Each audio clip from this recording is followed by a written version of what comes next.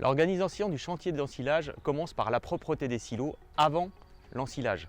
Donc comme vous pouvez le voir ici, le silo est très propre. Donc il suffit vraiment de très bien le nettoyer, bien ranger pour l'organisation du chantier d'ensilage qui va être incessamment sous peu. Ainsi que les roues du tracteur, il faut absolument avoir un tracteur propre. Et là je parle du tracteur tasseur ou des tracteurs tasseurs. Il faut absolument que tout soit propre, que ce soit le tracteur ou que ce soit le silo.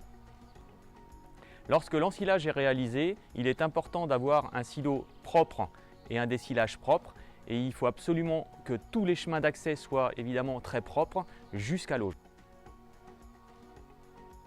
L'environnement immédiat du silo est la première source de recontamination de ce silo et du front d'attaque. Donc il est important de ne rien laisser se dégrader sur les bords et d'évacuer à mesure ce que ne vont pas distribuer aux animaux.